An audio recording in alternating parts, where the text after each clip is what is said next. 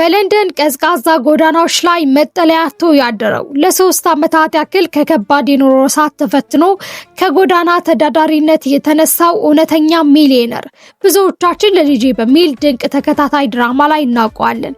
ነገር ግን ከፊልሙ በስተጀርባ ያለው እውነተኛ ተዋናይ ኤሊከር ካሊሊ ፖይራስ ካራይ ህይወቱ በራሱ ከፊልሙ የበለጠ በግርምትና በአስደናቂ እውነታዎች የተሞላ ነው። ዛሬ በፈረንሳይ ትምህርት ቤት ስላሳለፈው አስገራሚ የትምህርት ዘመኑ፣ በወላጆቹ መፋታት ምክንያት ካበደው የልጅነት ስብዕናው፣ አብራቸው ከሚሰራ ሴት ተዋናዮች ፍቅር መያዝ የማይሰለቸው ብዙዎች ከኦማር ደሚር ጋር የሚያመሳስሉት አተራማሽ ከተባለው የፍቅር ህይወቱና ፒያኖ ጊታር አቀላጥፎ ከሚጫወትበት የሙዚቃ ሚስጥሩ ጀምሮ አጠቃላይ የሀብት መጠኑና የቱርክ ታዋቂ ተዋናዮች ጋር የነበረው ፍልሚያ እያንዳንዱን የተጣራ ሚስጥር ይዘንላችሁ መጥተናል። በፊልም የሚሆን ታሪክ ብቻ ሳይሆን ታሪክን የሚሰብርና መልሶ የሚያንጽ እውነተኛ ማንነቱን ዛሬ ይፋ እናደርጋለን። እስከ ቪዲዮ መጨረሻ ድረስ አብራችሁን ቆዩ። ይህ የልጅ ድራማ መሪ የፖይራስ ካራይ እውነተኛ ሙሉ የህይወት ታሪክ ነው። እንደ አውሮፓውያን አቆጣጠር በ1984 ግንቦት 11 በቱርክ መዲና ኢስታንቡል ተወለደ። ኤሊከር ካሊሊ ወይም ፖይራስ ካራይ ይህንን ቪዲዮ እስከሰራውላችሁ ሰዓት ድረስ 42 ዓመቱ ላይ ይገኛል። አባቱ በቱርክ ውስጥ እጅግ የታወቀና ስኬታማ ነጋዴ ሲሆን እናቱ ደግሞ በውጭ ሀገር ዜግነት ያላት የጀርመን ተወላጅ ነበረች። ኤሊከር በቤተሰብ ውስጥ የመጀመሪያ ልጅ ሲሆን በልጅነቱ እጅግ የናጠጠ የቅንጦትና የሀብት ልጅነት ነበር ያሳልፈው። ወላጆቹ የገንዘብ አቅም ከፍተኛ ስለነበረ በኢስታንቡል በሚገኘው ዕውቁ የፈረንሳይ ትምህርት ቤት ሊሴ ፍራንሲያስ ገብቶ ተማረ። በዚያ ምክንያት ፈረንሳይ ቋንቋን፣ እንግሊዘኛ ቋንቋንና የቱርክ ቋንቋን አቀናጅቶ አቀላጥፎ መናገር የሚችል እጅግ ጎበዝና ንቁ ብልህ ተማሪ ነበር። የፖይራስ ካራይ ፈተና የጀመረው ገና በ13 ዓመቱ ላይ ያለ ወላጅ አባቱና እናቱ በከባድ ጠብ ለመፋታት ወሰኑ። ይህ ክስተት በኤሊከር አእምሮ ላይ ትልቅ መናወጥን ፈጠረ። በቤተሰብ መፈራረስ ምክንያት ክፉኛ በተከፋበትና በተሰበረበት ወቅት ከሰው መሸሽ ጀመረ። ብቻውን ጊዜ ማሳለፍ ጀመረ። ታዲያ በዚህ ሰዓት ብቸኛ መሸሻው ምን ሆነ መሰላችሁ? ሙዚቃ። የስብራት ወደ ሙዚቃው ዓለም በኃይል ገፍቶ አስገባው። በራሱ ጥረት መሳሪያዎችን መለማመድ የጀመረው ኤሊከር ዛሬ ላይ ተዋናይ ብቻ ሳይሆን እጅግ ድንቅ ሙዚቀኛና የመሳሪያ ተጫዋች ነው። ፒያኖ፣ ድራም፣ ጊታርን በአስደናቂ ሁኔታ ይጫወታል።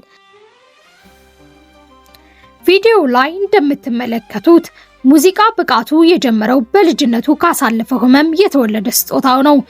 ሆምለስ ጎዳና የወጣበት ህይወት። በትምህርት ቤት ቆይታው በኢስታንቡል ኩርቱል ዩኒቨርሲቲ በአርት ማኔጅመንት ቢመረቅም ትወናን በጥልቅ ለመማር ወደ ለንደን አቀና። በታዋቂው የለንደን ሙዚቃና ድራማ ጥበብ አካዳሚ ለማዳ ገባ። ነገር ግን ከአባቱ የሀብት ጥላ ወጥቶ በራሱ ለመቆም በሚሞክርበት ጊዜ እጅግ ውድ የነበረችው ለንደን ከተማ አሰቃየችው፣ ጎዳናም አስወጣችው። ለ3 ዓመት ያክል በለንደን ከተማ በችግር ተሰቃየ።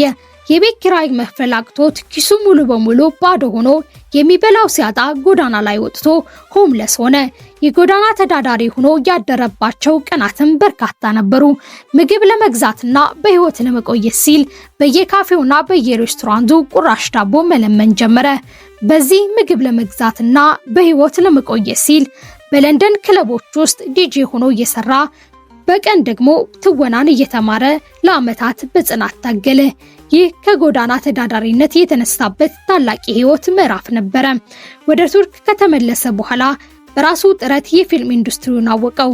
እስካሁን ድረስ ከ12 በላይ ዋና ዋና ተከታታይ የቴሌቪዥን ድራማዎችና ፊልሞች ላይ ተጫውቷል።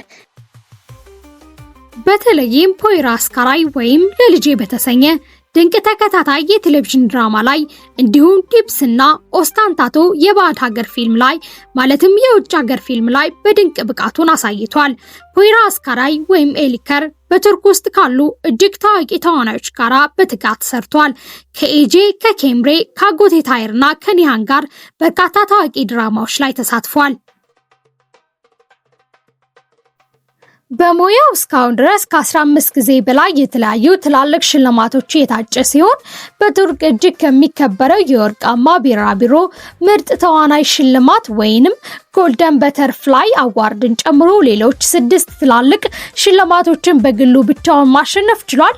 ስለ ቁመቱ ስለ ክብደቱ ጉዳይ ስንመለስ ኢሊከር ትንሽ መካከለኛ ቁመትና የተስተካከለ የስፖርት ቁመና አለው። ቁመቱ 1 ሜትር ከ77 ሲሆን ክብደቱ ደግሞ 72 ኪሎ ግራም አካባቢ ነው። ታዲያ ይህ ድንቅ ተዋናይ የፍቅር ህይወቱ እንዴት ነበር? የፍቅር ህይወቱ እጅግ አተራማሽ የሚባል ሲሆን ከ2012 ጀምሮ በበርካታ ታዋቂ ሴቶች ጋር ነበረ። በቅርቡ ግን ይፋ ከወጣው የፍቅር ህይወቱ ከውቋ ተዋናይ ቢጉን ቢርጎረን ጋራ የነበረው ፍቅር ነበረ። በመቀጠልም ፖይራ አስካራይ ወይም ደግሞ ለልጄ ድራማ ላይ አብራው ከሰራችውና ከፊልሙ ላይ ፍቅረኛው ከነበረችው ቡጂን ቴድዜ ወይም በካራክተር ስሟ አይሴጉል ጋራ ከ2014 ዓ.ም እስከ 2018 ድረስ ለ4 ዓመታት በእውነተኛና በአስደሳች ፍቅር አሳልፈው ነበረ። ብዙዎች ያገባታል ብለው ቢጠብቁም ሳይሳካ ቀርቷል። በአሁኑ ወቅት ኢሊከር ያላገባ ወጣት ነው።